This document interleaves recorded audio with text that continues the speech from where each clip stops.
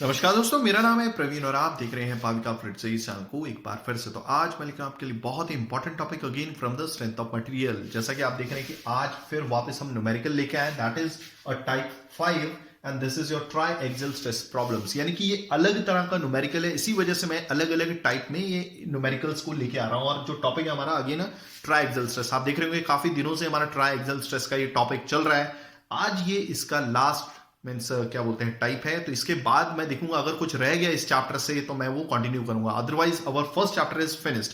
But आगे बढ़ने से पहले अगर आपने मेरे चैनल सब्सक्राइब नहीं किया तो प्लीज आपसे बहुत बड़ी सी रिक्वेस्ट कि आप मेरा चैनल सब्सक्राइब कीजिए, लाइक एंड शेयर करना मत भूलिएगा, ताकि मैं ऐसे एजुकेशनल वीडियोस आपके लिए हमेशा और पर लेके आता हूं। और इसी वीडियो के डिस्क्रिप्शन बॉक्स में अगर आप देखेंगे तो आपको एक लिंक मिलेगा जहां से आप इसी चैप्टर यानी कि जो हमारी प्लेलिस्ट का नाम है या फिर चैप्टर का नाम है सिंपल स्ट्रेसेस एंड स्ट्रेन के तमाम टॉपिक्स आप डाउनलोड कर सकते हैं, सजेस्ट कर सकते हैं अपने फ्रेंड्स या कलीग्स को। आप देखेंगे कि इस चैप्टर में हमने मोर देन 40 वीडियोस किए हैं, कवर किए हैं, जिसमें न्यूमेरिकल्स मिल जाएंगे, डेरिवेशंस मिल जाएंगे आपको, देन कोई भी प्रीवियसली यूनिवर्सिटी सॉल्व्ड न्यूमेरिकल्स मिल जाएगा, या फिर जो आप सर्च कर रहे होंगे वैसा कोई टाइप का न्यूमेरिकल डेफिनेटली मिलेगा। अगर फिलहाल कुछ भी रह गया होगा तो आप कमेंट कर सकते हैं वीडियो के नीचे लिंक पे, ठीक है, कमेंट कर सकते हैं। और एक छोटी सी रिक्वेस्ट एक और मैं करना चाहूंगा कि प्लीज प्लीज प्लीज अगर आपको लगता है कि हमारे वीडियो से या फिर हमारे क्या बोलते हैं चैनल से आपको कुछ बेनिफिट हुए हैं, यानी कि काफी सारे कमेंट्स आते हैं कि सर आपकी वजह से हमारा फ्लूइड मैकेनिक्स का पेपर बहुत अच्छा गया, बहुत अच्छे मार्क्स है, हाईएस्ट मार्क्स है, बल्कि जो पहले कॉन्सेप्ट नहीं समझता था बहुत इजीली आपने समझाया, तो थैंक्स फॉर दिस। साथ में मैंने फ्लूइड मशीन्स भी कवर किया, या फिर बोल सकते हैं फ्लूइड मशीनरी भी, जो मैकेनिकल इंजीनियरिंग का सब्जेक्ट, और जो क्या बोलते हैं फ्लूइड मैकेनिक्स जो सब्जेक्ट है आपको civil mechanical and chemical engineering में देखने को मिलेगा, स्पेशली डीपली आपको मिलेगा सिविल इंजीनियरिंग में, क्योंकि उनके fluid mechanics 1 fluid mechanics 2 part होते हैं। तो अगर आपको लगता है कि हमारी वजह से कुछ बेनिफिट हुआ है तो प्लीज दिल खोल के डोनेट कीजिएगा, आपको जो भी ठीक लगे आप डोनेट कर सकते हैं, उसका भी लिंक डिस्क्रिप्शन बॉक्स में दे दिया गया है। तो चलिए इस क्वेश्चन को करते हैं, ज्यादा ना टाइम लेते हुए इस क्वेश्चन को हम अपनी नेटिव लैंग्वेज हिंदी में इसे समझेंगे, साथ में लिखेंगे गिवन डेटा और बनाएंगे डायग्राम भी, क्योंकि आपको मालूम है कि अगर यूनिवर्सिटी में 5 मार्क्स का एक न्यूमेरिकल आता है तो एटलीस्ट 1 मार्क्स तो आपके गिवन डेटा और मींस क्या बोलते हैं आपके डायग्राम पे होता है, ठीक है, या फिर 10 मार्क्स का होता है एटलीस्ट डायग्राम और गिवन डेटा मिला के आपको 2 मार्क्स देगा। और साथ में हम समझेंगे बारीक सी बारीक चीजें कि काफी स्टूडेंट्स को यानी कि यूनिट कन्वर्जन नहीं आता। अब हम देखेंगे यूनिट कन्वर्जन कैसे करना है, क्योंकि उनको जस्ट फॉर्मूला रटा हुआ है, ठीक है, वो जस्ट क्या देखते हैं वैल्यू है दी हुई है, फॉर्मूला रटा हुआ है, हमने वैल्यू डाल दी तो हमारा आंसर आ जाएगा। तो ऐसा नहीं होता दोस्तों। तो चलिए स्टार्ट करते हैं। एन इलास्टिक मेंबर, देखिए ये स्पेशल टाइप है, अभी तक मैंने जो भी टाइप लिए अंडर द ट्राइएक्सियल स्ट्रेस प्रॉब्लम्स के तहत वो हर एक टाइप अपने आप में अलग है, तो ये भी एक अपने आप में अलग है, क्योंकि यहां पर अब हम एक सिलेंडर यूज कर रहे हैं, वो भी हॉलो सिलेंडर, क्योंकि अभी तक तो आपने hollow cylinder under the belt triaxial stress में देखा ही नहीं है, ठीक है। तो देखते हैं, N elastic member has hollow circular cross section. देखिए एक तरह का ये सिलेंडर है, और वो भी आपने हॉलो शाफ्ट देखा होगा ना गाड़ियों के नीचे, जो पावर को ट्रांसमिट करने के लिए काम में आता है। स्ट्रेंथ ऑफ मेटल में ये टॉपिक है, ठीक है, टॉर्शन करके, तो मैंने टॉर्शन भी कवर किया हुआ, आप वहां भी देख सकते हैं। फिलहाल मैं यहाँ के लिए आपके लिए एक डायग्राम बना देता हूं, कुछ इस तरह से ये डायग्राम दिखेगा, ठीक है। ये एक तरह का हॉलो सर्कुलर बार है, ऐसा भी बोल सकते हैं, ठीक है, जिसका जो क्रॉस सेक्शन है वो हॉलो है, हॉलो क्रॉस सेक्शन। ओके, एक काम करता हूं, बीच में मैं एक अलग कलर से आपको बताऊंगा ताकि आपको थोड़ा सा ये कंफर्मेशन भी हो जाए अच्छे से, ठीक है। ये जो है ये सर्कुलर बार है, ओके, यानी कि एक तरह का सिलेंड्रिकल बार है बट हॉलो है बीच से, हो गया क्लियर। ओके, अब इसमें जो क्या बोलते हैं थिकनेस है मैं यहां पे बता दे रहा हूं, क्योंकि थिकनेस भी बताई नहीं है, मैं रेड कलर से बताऊंगा ताकि दिखने में भी थोड़ा अच्छा दिखे और आपको समझ में भी आए, ठीक है। ये देखिए, हो गया क्लियर। ओके, ये काफी अच्छा दिख रहा है अभी, और आपको क्लैरिटी के लिए आपको ये समझ में भी आ जाएगा। और ये क्वेश्चन है ना, मींस एक्चुअली में ये जो डायग्राम है ये ऑलरेडी दिया नहीं हुआ है, ये आपको बनाना पड़ेगा। क्लियर हो गया। ओके, तो क्या एक इलास्टिक मेंबर है, ओके, ये हुक्स लॉ ओबे करता है, कहने का मतलब है, ठीक है, एक इलास्टिक मेंबर है, ओके, ये हॉलो क्रॉस सेक्शन, मतलब इसका जो क्रॉस सेक्शन है वो हॉलो है, मतलब ये वाला जो खाली स्पेस है ना इसके बीच में, उसका जो क्रॉस सेक्शन है वो हॉलो है, ये मतलब है, ठीक है। The internal diameter is 40 mm and thickness of metal is 4 mm। तो यहां पे लिखा हुआ है that internal diameter, okay, internal diameter they have given 40 mm। अभी डायग्राम में अगर बताना होगा तो देखिए एक साइड बताता हूं, यहाँ पे यहां से लेकर यहां तक का डायमीटर है, ठीक है, या फिर यहां से लेकर यहां तक भी बोल सकते हैं, तो दिस इज इंटरनल डायमीटर। तो यहाँ पे छोटा सा लिख देता हूं that this is your internal diameter, कितना 40 mm। थिकनेस जो है वो 4 mm की है। थिकनेस में यहां पर बताता हूं आपको, यहां पे बताना ज्यादा बेटर रहेगा। देखिए ये है आपकी थिकनेस, ठीक है, ये वाली, यहां से लेकर यहां तक ये कितनी है 4 mm। यहां पे लिख देता हूं, यहां पर भी लिख देता हूं ताकि आपको समझ में भी आए, ठीक है। तो थिकनेस को हम डिनोट करेंगे that is your 4 mm। Slip of tongue हो गई है थोड़ी, सॉरी फॉर दिस। ओके, हो गया clear. They have given length of the member is 1.6 metre. ये लेंथ कितनी है, this is they have given 1.6 metre. Okay, ज्यादातर आप देखेंगे अगर हम फ्लूइड मैकेनिक्स के प्रॉब्लम सॉल्व कर रहे होते हैं तो हम ज्यादातर एसआई यूनिट में ही क्या बोलते हैं वैल्यूज लिखते हैं। मतलब एसआई यूनिट ही हम कोई भी फिजिकल क्वांटिटी की यूनिट रखते हैं। जैसे क्या बोलते हैं वेलोसिटी होगी metre per second, volumetric flow rate metre cube per second. But ज्यादातर एमएम में हम एमएम में नहीं, सॉम स्ट्रेंथ ऑफ मटेरियल का जो सब्जेक्ट है हमारा, उसमें जो यूनिट रखते हैं वो एमएम में रखते हैं। डायमीटर एमएम में चाहिए, हाइट एमएम में चाहिए, लेंथ एमएम में चाहिए, ठीक है। तो एरिया एमएम स्क्वायर में चाहिए, वॉल्यूम एमएम क्यूब में चाहिए, प्रेशर न्यूटन पर एमएम स्क्वायर में चाहिए, स्ट्रेस न्यूटन पर एमएम स्क्वायर में चाहिए। तो हम ऐसे ही कर रहे हैं, ठीक है। तो फिलहाल जो यहाँ पे लेंथ दी हुई है दैट इज 1.6 मीटर। बट हमने क्या बोला था कि हमें जो आंसर में यानी कि जो यूनिट रखनी है, यानी कि जो लेंथ है वो एमएम में चाहिए, तो मल्टीप्लाई बाय 1000 कर दीजिए इसको, so that will be 1600 mm। हो गया क्लियर। ओके, आगे बढ़ते हैं। An axial pull of 52 kilonewton is applied to the member। तो आप क्या कर रहे हैं, इसको ये जो क्या बोलते हैं थिकनेस है ना, ये जो आपकी सिलेंड्रिकल बार की थिकनेस है, क्लियर हो गया। ओके, सिलेंड्रिकल बार की जो थिकनेस है इसको सब्जेक्ट किया जाता है एक्सियल पुल से। ओके, कितना 52 किलो न्यूटन का एक्सियल पुल लगाया जाता है, यानी कि ये पी की वैल्यू है, ठीक है। यहां पर भी फिलहाल तो यहां पर मैंने लिख दिया, काम करता हूं 4 mm को घटा नीचे लिख देता हूं, ठीक है। ये इसकी थिकनेस है, इसको सब्जेक्ट कर दिया जाता है 52 किलो न्यूटन की फोर्स से, ठीक है। ये होता है पी की वैल्यू, दैट इज पी की वैल्यू। ओके, ये है एक्सियल पुल, तो this is they have given 52 kilo Newton, ठीक है। एक बार आपको ये गिवन डेटा जरूर लिखिएगा, ठीक है। और क्या दिया हुआ है that they have given modulus of elasticity. याद रखिएगा, देखिए एक तरह से ये केस जो दिख रहा है आपको, ये यूनी एक्सियल स्ट्रेस से सब्जेक्ट हो गया है आपका, ये क्या बोलते हैं सिलेंड्रिकल, हॉलो सिलेंड्रिकल बार हो गया है। इसमें सिर्फ एक ही डायरेक्शन में यानी कि एक्सियल डायरेक्शन में, यानी कि एक्स एक्सिस में या फिर बोल सकते हैं लॉन्जिट्यूडनल एक्सिस से ही ये सब्जेक्ट हो गया है। कहने का मतलब है कि एक्स डायरेक्शन में आपकी फोर्स लग रही है, वो बाहर की तरफ जो खींचने का काम कर रही है। तो कहने का मतलब है कि ट्राई एक्सियल स्ट्रेस का प्रॉब्लम ना होके यूनी एक्सियल स्ट्रेस पे हो गया। बट हम देखेंगे कि वाई डायरेक्शन में भी शेप ऑफ चेंज तो आएगा ना, अगर आप इसको खींचोगे तो डेफिनेटली आपका वाई डायरेक्शन में यानी कि इसका डायमीटर कम तो होगा ना। ओके, तो आगे बढ़ते हैं। E they have given modulus of elasticity. याद रखिएगा जो मॉडुलस ऑफ इलास्टिसिटी होती है दैट इज एक प्रॉपर्टी होती है मटेरियल की, हर एक मेटल की अलग अलग प्रॉपर्टी है, ठीक है। तो ये मॉडुलस ऑफ इलास्टिसिटी कितना दिया हुआ है, E is equal to 210 GPa giga pascal. Okay, आगे क्या दिया हुआ है, म्यू पॉइजन्स रेशियो, मैंने बहुत बार बताया आपको, ये रेशियो होता है lateral strain bye linear strain का, म्यू, और इसकी वैल्यू ज्यादातर 0.25 से 0.28 के बीच में ही होती है। ओके, तो यहां पे दी हुई है 0.28। ओके, अब क्या पूछा है, change in length, change in length. Okay, तो यहां पर लिखता हूं हमें क्या क्या ढूंढना है, चेंज इन लेंथ, तो हमें ये क्वेश्चन मार्क है। ओके, नेक्स्ट क्या पूछा है, change in internal dia and change in external dia. तो इंटरनल डाया, तो चेंज इन इंटरनल डाया तो मैं आई लिख देता हूं यहां पे, डेबा डी और बेस पे आई। ओके, नाइन्थ हमें क्या ढूंढना है, change in dia but outer dia, they are asking outer dia में कितना है, ठीक है। अब देखिए अगर हम इस डायरेक्शन में खींच रहे हैं तो इंटरनल डाया भी कम होगा और एक्सटर्नल डाया भी कम होगा। तो चलिए लगभग हमने सारी चीजें लिख दी, let me check everything is working fine. तो चलिए स्टार्ट करते हैं हमारा ये, इसको मिटा देते हैं और जल्दी जल्दी हम समझते हैं, ठीक है। बहुत इंपॉर्टेंट न्यूमेरिकल है, देखिए इससे अंडरस्टैंडिंग क्लियर होगी आपकी। अभी देखिए ज्यादातर आपको कैसे न्यूमेरिकल ट्राई करना चाहिए कि आपको क्वेश्चन लिखना चाहिए, उसका गिवन डेटा लिखिए, देन अपने आप से ट्राई करके देखिए। ओके, तब आपको कॉन्सेप्ट समझ में आएगा कि अंदर चल क्या रहा है, ठीक है।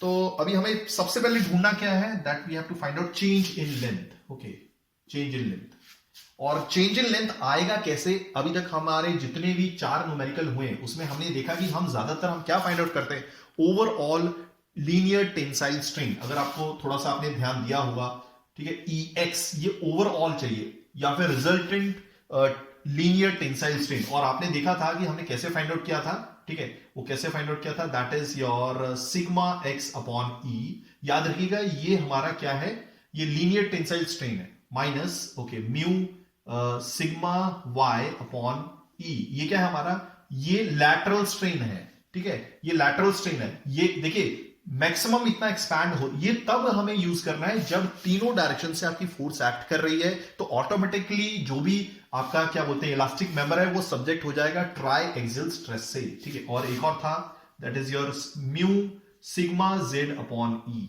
आई होप आपको चीजें समझ में आ रही होंगी। तो जितनी लंबाई आपकी एक्सपैंड हो सकती थी एक्स डायरेक्शन में कोई भी बार की, अब वो इतनी लंबाई एक्सपैंड नहीं होगी। अब एक्चुअली जितनी लंबाई एक्सपैंड हो सकती थी वो ये वैल्यू है, ठीक है, बट उसमें भी ये चीज माइनस होगी, उसमें भी ये चीज माइनस होगी, तो ओवरऑल लेंथ जो इतनी एक्सपैंड हो सकती थी बस वो अब घट के इतनी रह गई है। तो जितनी पहले जितनी घटी है, एक तो इतनी घटी है, ये मतलब ये चीज घटी है और ये दूसरी चीज घटी है। आई होप आपको चीजें समझ में आ गई होंगी। बट ये घटना क्या है, ये एक लंबाई है, ये भी एक लंबाई है, ठीक है। ये वाई डायरेक्शन की वजह से, ये जेड डायरेक्शन में, क्योंकि वाई डायरेक्शन में भी कोई फोर्स लगी है, जेड डायरेक्शन में भी कोई फोर्स लगी है। तो आई होप आपको चीजें समझ में आ रही होंगी, ठीक है। तो ये तो जस्ट समझाने के लिए था, बट फिलहाल अभी हमें ये क्वेश्चन नहीं करना है ये तो जस्ट समझाने के लिए था। हमें क्या ढूंढना है, दैट एक्स डायरेक्शन में हमारा कितना, ये क्या बोलते हैं, लंबाई में चेंज आया, ये ढूंढना है हमारे को। ओके, तो अब आपको मालूम है, मैंने ऑलरेडी आपको बताया था, वैसे मैं एक बार वापस रिपीट लिख देता हूं, ये रिपीट नहीं करूंगा, ठीक है। तो that is your sigma x upon E is equal to mu, mu नहीं है, माइनस, ठीक है, माइनस म्यू सिग्मा वाई। ये वही इक्वेशन है जो अभी थोड़ी देर पहले मैंने लिखी थी। Okay, this is again mu sigma Z upon E. देखिए ये तब पिक्चर में आएंगे जब y और z डायरेक्शन से, दोनों डायरेक्शन से, यानी कि तीनों डायरेक्शन से आपका क्या बोलते हैं फोर्सेस लगे और ऑटोमेटिकली इलास्टिक मेंबर सब्जेक्ट हो जाता है ट्राइएक्सियल स्ट्रेस से। बट ना ही अभी y डायरेक्शन से कोई फोर्स है, ना ही z डायरेक्शन से फोर्स है। तो फिलहाल हमारा जो फॉर्मूला है वो रिड्यूस होकर सिग्मा एक्स अपॉन ई हो जाता है। सिग्मा क्या है, नॉर्मल स्ट्रेस एक्स डायरेक्शन में, ई क्या है, मॉडुलस ऑफ इलास्टिसिटी, और ये जो लीनियर स्ट्रेन है, ओवरऑल लीनियर टेंसाइल स्ट्रेन, ये घट के अब ऐसा रिड्यूस हो जाएगा और इसको बोलेंगे change in length upon original length. तो यही है हमारा change in length upon original length is equal to x, और ये किसके बराबर है, सिग्मा एक्स अपॉन ई। तो this is change in length upon original length, ठीक है, that is your sigma x upon E लिख सकते हैं। बट सिग्मा एक्स तो हमें मालूम ही नहीं है, तो सबसे पहले सिग्मा एक्स फाइंड आउट कर लेते हैं। सिग्मा एक्स क्या है, फोर्स अपॉन एरिया, वो भी एक्स डायरेक्शन में फोर्स। तो एक्स डायरेक्शन में फोर्स क्या है, 52 किलो न्यूटन। तो 52 को लिख के साथ में किलो को एब्जॉर्ब कराइए 1000। ओके, अब इसकी यूनिट क्या है, यहां पे लिख देता हूं, एरिया। अब देखिए एरिया ही हमें यहां पर ढूंढना है। अब एरिया कौन सा है, वो ये वाला एरिया है। देखो ये जो आपको एरिया दिख रहा है, ये वाला जिसको मैंने रेड रेड शेड किया हुआ है, ये एरिया कैसे ढूंढेंगे आप, ठीक है। एक काम कीजिए, यही वाला एरिया चाहिए जिसको मैंने शेड किया है, तो ये आप कैसे ढूंढेंगे। देखो ये जो एरिया है एक तरह से सर्कल रिप्रेजेंट हो रहा है, ठीक है, कहने का मतलब है, देखिए ये एक है और एक ये है, तो हमें क्या चाहिए, ये वाला चाहिए। ओके, तो मैं क्या करूंगा, सबसे पहले बड़े डायमीटर का यूज करके उसका पूरा एरिया निकाल लूंगा, ठीक है। मैं क्या कर रहा हूं, सबसे पहले मैं ये बनाता हूं, ठीक है, पहले मैं पूरा सरफेस एरिया निकालूंगा। ओके, उसमें से फिर मैं एक छोटा और एक और सर्कल बनाऊंगा और उसका भी सरफेस एरिया निकालूंगा, ठीक है। ओके, फिर दोनों को माइनस कर दूंगा, सिंपल है, यही करना है मेरे को। आई होप आपको चीजें समझ में आ गई होंगी, ठीक है। तो मैंने क्या करना है, एक बार वापस रिपीट कर देता हूं कि सबसे पहले मैं बड़ा सर्कल का एरिया निकालूंगा। ओके ओके, क्लियर हो गया। ओके, फिर उसमें क्या करूंगा, उसी के अंदर ही जो छोटा वाला सर्कल है ना, उसका अलग से क्रॉस सेक्शन एरिया निकालूंगा। फिर बड़े में से छोटे को माइनस कर दूंगा, तो आपके पास जो रहेगा वो सिर्फ इतना ही रहेगा। देखिए ये वाला अब जो शेडेड दिख रहा है आपको, हो गया क्लियर। तो कहने का मतलब है सर्कल का जो एरिया होता है पाई डी स्क्वायर बाय 4 होता है, तो मैंने बड़े सर्कल के एरिया में से छोटे सर्कल के एरिया को माइनस करना है। तो मैं सिंपली क्या करने वाला हूं, यहां पे बता देता हूं, पाई डी स्क्वायर बाय 4, ठीक है, सॉरी ये तो जनरल फॉर्मूला है। ओके, तो हमें जो चाहिए, हमें रिक्वायर्ड एरिया ये वाला चाहिए, ठीक है, ये वाला। ओके, तो अब मैं ये कैसे निकालूंगा, अभी ध्यान से देखिएगा इसको। पाई क्या है, that is d o square by 4। वैसे तो जनरल फॉर्मूला होता है पाई डी स्क्वायर बाय 4। तो ये जो है, ये आउटर डायमीटर को मैं यूज कर रहा हूं, पाई डी 0 स्क्वायर बाय 4, ये है एरिया, याद रखिएगा। Okay, pi D 0 square by 4 minus pi D आई, ये इंटरनल डायमीटर है 4 का। देखिए ये जो डायमीटर है ये आपके बड़े सर्कल का है, ये वाला, ठीक है, और ये वाला डायमीटर है ये छोटे सर्कल का है, ठीक है। तो जब मैं बड़े सर्कल के एरिया में से इस छोटे से एरिया को माइनस कर दूंगा, जो सर्कल भी इसी के अंदर बना हुआ है, ठीक है, तो मेरे पास क्या रहेगा, फिर सिर्फ ये ही रहेगा एरिया, जिसको मैंने अभी शेड किया हुआ है, ये वाला एरिया। आई होप आपको चीजें समझ में आ रही होंगी। तो एक्चुअली क्या है कि मैं इंडिविजुअली नहीं करके बताऊंगा, यानी कि पहले मैं ये सर्कल का एरिया निकालूंगा, फिर मैं ये निकालूंगा, फिर दोनों को माइनस करूंगा। तो मैंने एक फॉर्मुला बना दिया, pi D 0 square by 4 minus pi D I square by 4। Okay, तो अगर आप इसमें वैल्यू डालेंगे तो कितना आएगा, देखिए, तो पाई बाय 4 को मैं कॉमन ले लेता हूं, पाई बाय 4 को कॉमन ले लेता हूं। Okay, D 0 square minus D I square हो गया। तो फिलहाल ये तो जस्ट समझाने के लिए था, फिलहाल मैं इसको मिटा देता हूं। ये कितना आया, एक काम करता हूं, ठीक है। तो ये वाला जो फॉर्मूला है, जब मेरे को एरिया लिखना ही है तो मैं यहां पर लिख देता हूं ना ये। ओके, तो this is pi by 4। Okay, d0 outer dia कितना, outer dia they have given, दिया हुआ है क्या? ओके, आउटर डाया मैंने शायद लिखा भी था आउटर डाया, क्योंकि मैंने उसमें थिकनेस मल्टीप्लाई की थी। नहीं सर, मैंने नहीं लिखा हुआ। ओके, कोई बात नहीं। देखिए, इंटरनल डाया यहां से लेकर यहां तक इंटरनल डाया था, कितना था 40। ओके, अब इसमें अगर मेरे को आउटर डाया चाहिए, आउटर डाया यहां से लेकर यहां तक होगा, यहां से लेकर यहां तक होगा, मतलब यहां से यहां तक, ठीक है। तो इंटरनल डाया में मेरे को ये चीज ऐड करनी पड़ेगी, इतनी थिकनेस प्लस ये वाली भी थिकनेस ऐड करनी पड़ेगी, यानी कि थिकनेस को 2 से मल्टीप्लाई करना पड़ेगा। तो यानी कि थिकनेस को 2 से मल्टीप्लाई किया, अब ये 2 से मल्टीप्लाई कर दिया किसको, थिकनेस को, थिकनेस दी हुई 4 mm। ओके, तो ये कितना हो जाएगा, outer dia is equal to 4 to 8, यानी कि 40 plus 8 that is equal to 48 mm हो गया। सो यहां पे लिख देता हूं 48 mm। तो this is your outer diameter. तो फिलहाल अब हम यहां पे लिख देते हैं outer diameter they have given. एक काम करता हूं, जो भी गिवन डेटा मैं यहां लिख देता हूं, outer diameter is equal to 48 mm। Okay, तो मैं क्या करूंगा, यहां पे जस्ट पुट कर दूंगा। तो देयरफॉर दिस इज 48 और यहां पर स्क्वायर लगा हुआ है क्योंकि फॉर्मूले में स्क्वायर है, माइनस डी आई यानी कि 40 का स्क्वायर यहां पर भी कर देते हैं। अगर आप दोनों को डिवाइड करेंगे, जो सिग्मा एक्स आ रहा है this is coming out to be, कितना आ रहा है, this is 94.046 newton per mm square हो गया। सो फाइनली हमारे पास जो आया है सिग्मा एक्स की value, this is your 94.046 newton per mm square. हो गया क्लियर? चलिए, ये तो वैल्यू हो गई, आपको बता दिए कैसे आया है। चलिए आगे देखते हैं। तो फाइनली मैं क्या करूंगा, यहां पर वैल्यू पुट कर दूंगा सिग्मा एक्स, तो दिस इज 94.046। ओके, ई की वैल्यू क्या है, अगर आप देखेंगे 210 GPa. GPa means giga pascal. Okay, देखिए यहां पर E is equal to 210 giga pascal, but हमें गीगा पास्कल में नहीं चाहिए, याद रखिएगा, हमें चाहिए न्यूटन पर mm स्क्वायर में। तो हम कैसे करेंगे, देखिए 210 इंटू 10⁻⁹ पास्कल। ओके, और पास्कल को क्या लिख सकते हैं हम, 210 10⁹ पास्कल को हम लिख सकते हैं न्यूटन पर मीटर स्क्वायर। ओके, बट हमें मीटर स्क्वायर नहीं चाहिए, हमें mm स्क्वायर चाहिए। तो हम कैसे कैलकुलेट करेंगे, यहां पे बताता हूं। देखिए, अब हमें मीटर स्क्वायर से mm स्क्वायर में चाहिए, यानी कि ये एरिया जो है पर न्यूटन पर मींस 1, यानी कि 1 मीटर स्क्वायर को mm स्क्वायर में बदलना है। ओके, तो हम कैसे बदलेंगे, हम एक लीनियर रिलेशन का यूज करते हैं। हमें मालूम है कि 1 मीटर 1000 mm होता है, ठीक है, बट हमें लेंथ का रिलेशन नहीं चाहिए, हमें एरिया का रिलेशन चाहिए। तो मैं क्या करूंगा, स्क्वायरिंग बोथ साइड कर दूंगा। Okay, squaring both side. Okay, तो ये हो जाएगा, ये स्क्वायर 1 पे जाएगा 1, मीटर पे जाएगा मीटर स्क्वायर हो जाएगा, ये स्क्वायर 1000 पे जाएगा तो ये 6 बार 0 आ जाएगा, इधर 4 5 6, ये स्क्वायर mm पे जाएगा तो ये mm स्क्वायर हो जाएगा। तो यानी कि 1 मीटर स्क्वायर को क्या लिख सकते हैं, हम अच्छे से लिखेंगे तो 1 मीटर स्क्वायर को 10⁻⁶, कितने 6 0, 1 2 3 4 5 6 mm स्क्वायर लिख सकते हैं, यानी कि 1 मीटर स्क्वायर को 10⁻⁶ mm स्क्वायर लिख सकते हैं। तो मैं यहां पे क्या करूंगा, न्यूटन पर मीटर स्क्वायर था, पर मींस 1 होता है, यानी कि 1 मीटर स्क्वायर था, तो 1 मीटर स्क्वायर की जगह 10⁻⁶ mm स्क्वायर लिख देंगे। ये 10⁻⁶ 10⁻⁹ कैंसिल हो जाएगा, तो क्या बचेगा, 10⁻3 बचेगा। तो जो आंसर आ गया 210 into 10⁻3 Newton per mm square. तो अब आपको बता दिया मैंने कैसे लिखना है। तो दिस इज योर 210 इंटू 10⁻3 क्या बोलते हैं, क्लियर हो गया?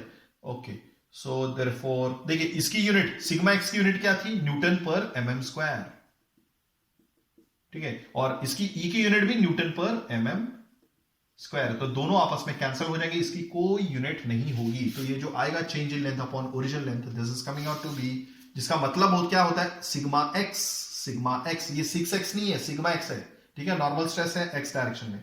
तो this is coming out to be, कितना है, 4.4784 इंटू 10⁻⁻4 हो गया ये। ओके, यहां पे लिख लेता हूं, therefore that is your sigma x is equal to 4.4784 into 10⁻⁻4, इसकी कोई यूनिट नहीं होती।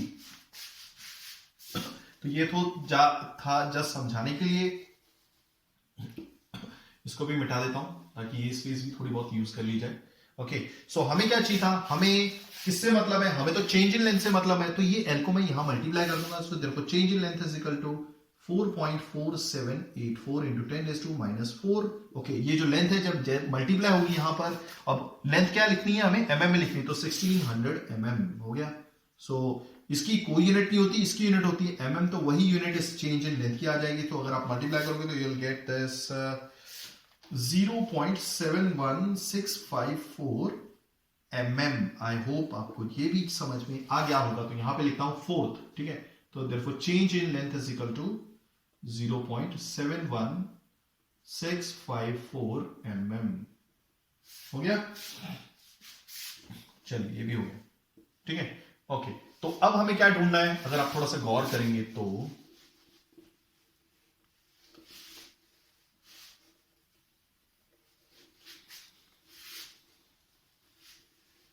याद रखिएगा, जो मैंने ट्राइएक्सियल स्ट्रेस के हिसाब से जो ओवरऑल टेंसाइल स्ट्रेन लिखा था, पहला आता है आपका लीनियर स्ट्रेन, उसके बाद आता है आपका लैटरल स्ट्रेन, उसके बाद भी आता है आपका लैटरल स्ट्रेन, वो भी लैटरल स्ट्रेन एक्स डायरेक्शन में। अब लीनियर डायरेक्शन उसके हिसाब से कुछ और है, वाई डायरेक्शन में आपका लीनियर स्ट्रेन होगा और जेड डायरेक्शन में आपका लीनियर स्ट्रेन होगा, ठीक है। आप कमेंट कर सकते हैं।